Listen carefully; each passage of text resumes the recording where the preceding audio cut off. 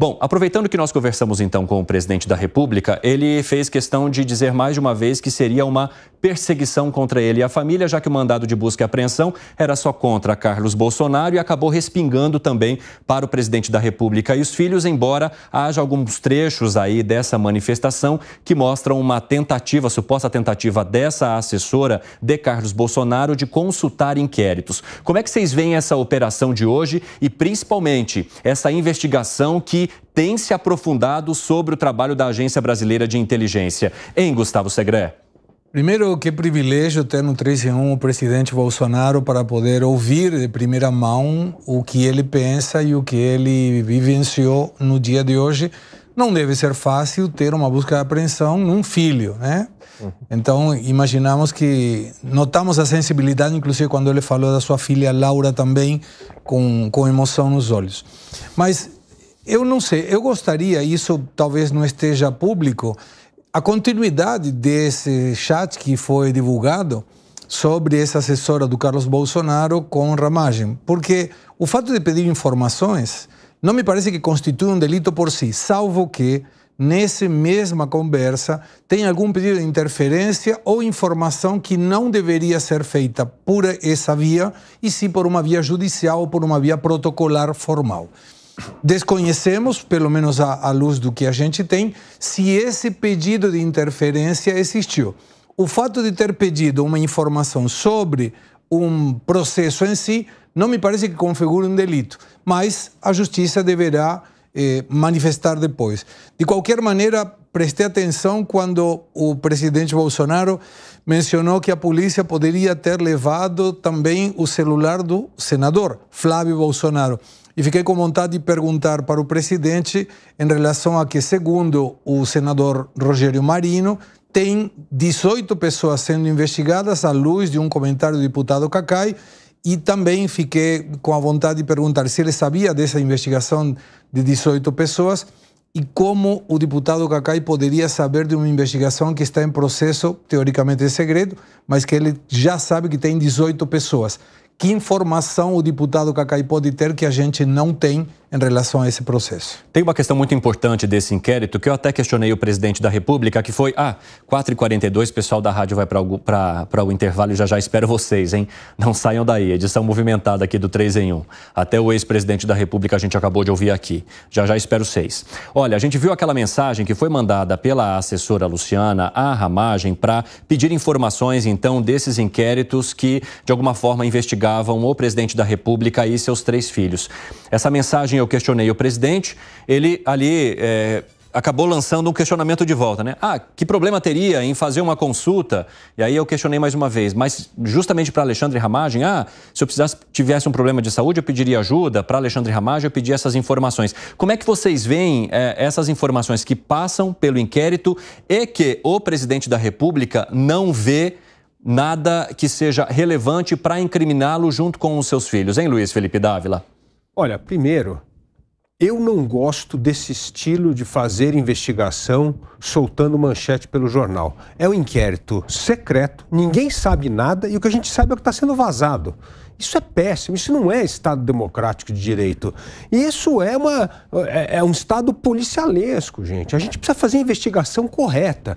Esse negócio de ficar vazando... Eu fui crítico no governo passado e sou crítico nesse governo. Não é assim que se faz investigação.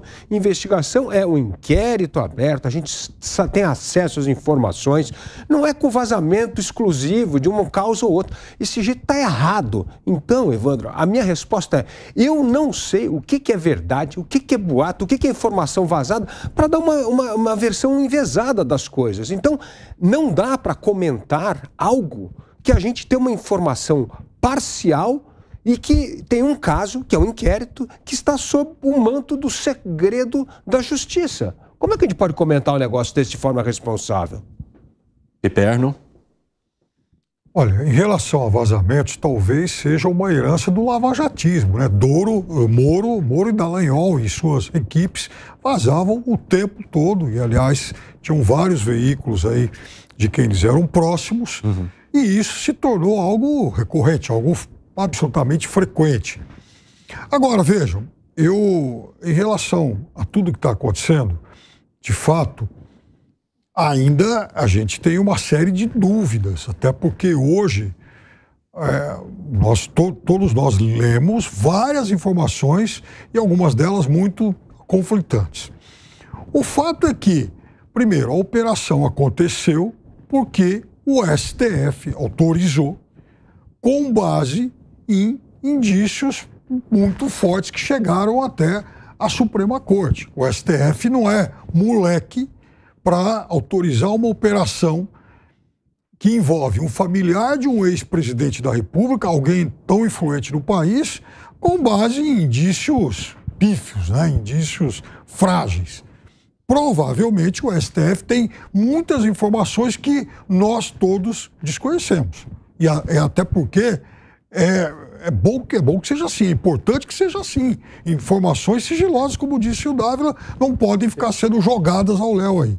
Agora, nessa entrevista do presidente, do ex-presidente da República, ele deu pelo menos duas informações inéditas. E, gente, quando a gente fala presidente, é porque a pessoa que é presidente da República, ela vai ser pro resto da vida. É que nem ministro. A gente nunca vai entrevistar um ex-ministro e falar, ex-ministro, o senhor não sei o quê, ex-ministro. A gente chama de ministro, presidente. Então, assim, fica claro isso que é a forma do trato, tá? Não quer dizer que, o ex-presidente continua como presidente, ou que no momento da entrevista a gente quer garantir que ele seja presidente. Não, ele é ex-presidente da República. No trato, normalmente a gente vai chamar pelo cargo que a pessoa ocupou. Presidente da República. Sem dúvida nenhuma. Fala, Piperno. Me vem falando Sarney, Temer. Enfim. Exatamente. Mas o fato é o seguinte, ele disse que ele não confiava nas forças de segurança.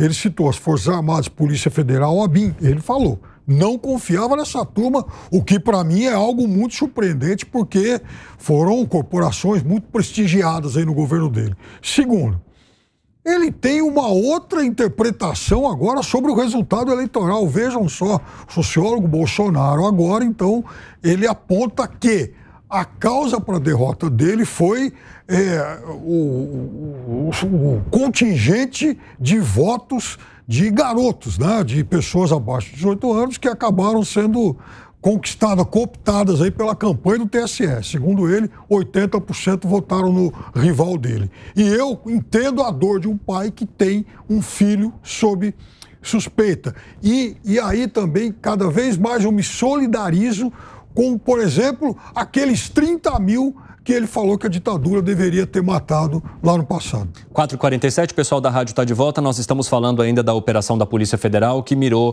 o filho do presidente da República, o vereador Carlos Bolsonaro, que acabou respingando também em toda a família ali. Inclusive, antes de continuar com vocês, quero trazer aqui uma manifestação que foi feita no X ou no X pelo deputado Eduardo Bolsonaro para falar também sobre essa operação.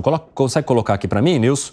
A gente vai colocar no telão ou vai jogar direto na tela para quem nos acompanha? Vamos encher a tela então para o pessoal ler. E aí para quem nos acompanha pela rádio eu vou trazendo aqui as informações. Bota aí. Isso.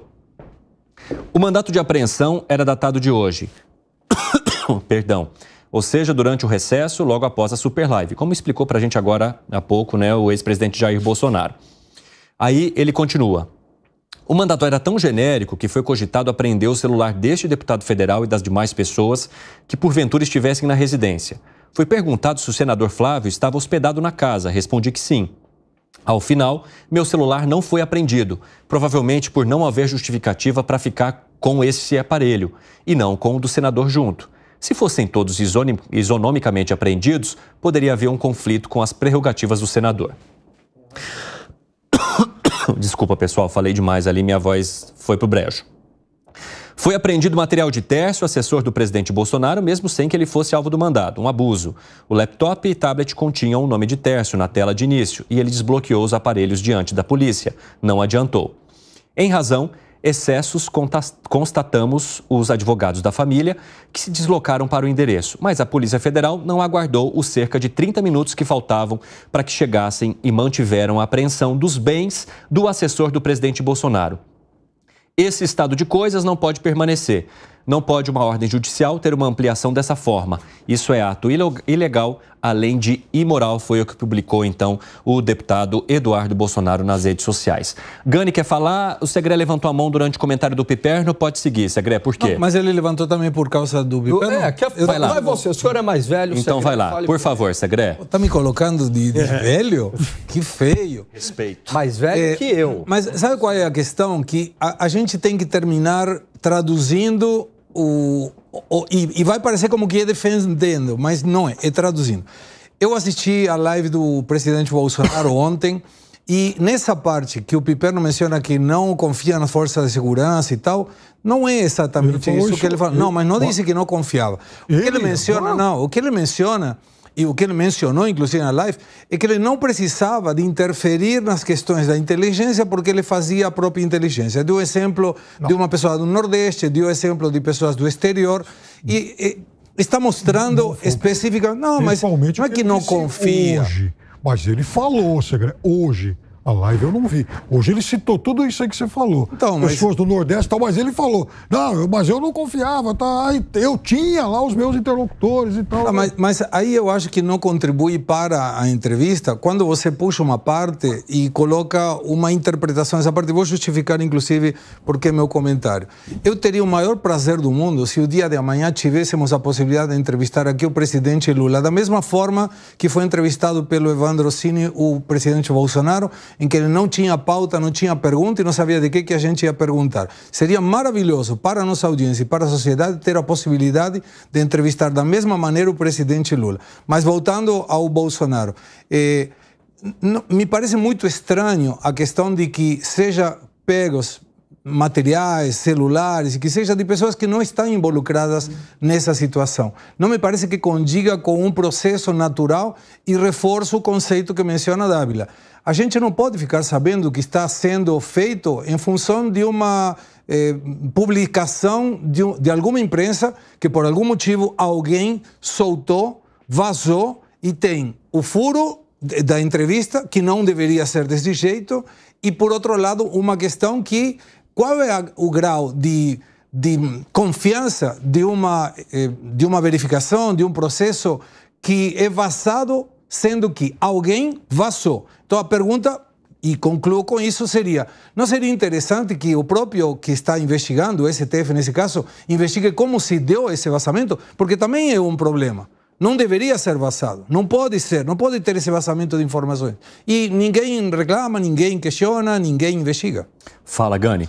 Eu quero fazer uma provocação aqui ao Piperno, porque o Piperno colocou que se o STF autorizou essa busca e apreensão, portanto, deve ocorrer indícios muito fortes. Piperno, pelo que eu me lembro, você já foi crítico aqui neste programa da busca e apreensão contra os empresários apoiadores de Bolsonaro, porque não havia ali um elemento concreto que justificasse aquela busca e apreensão.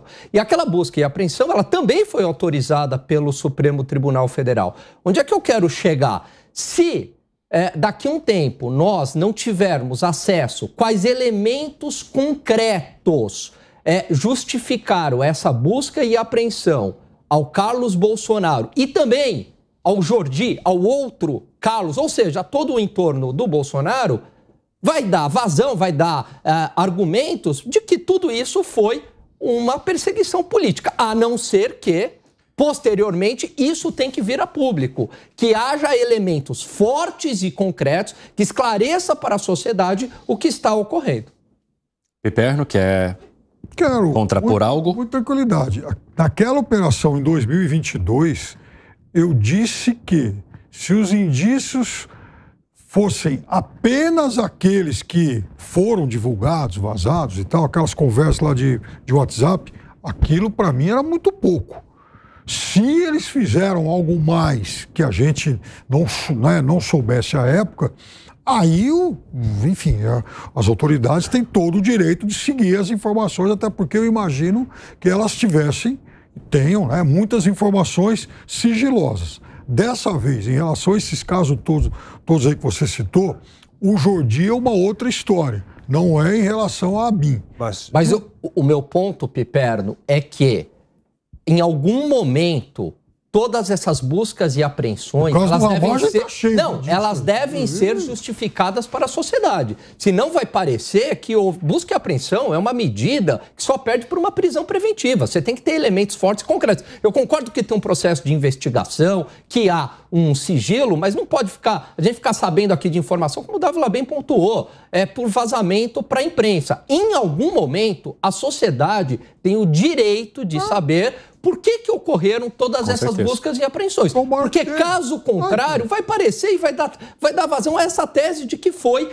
uma perseguição política. Assim como no caso dos empresários, como não teve mais nenhum elemento novo, o que ficou parecendo? Que foi perseguição política.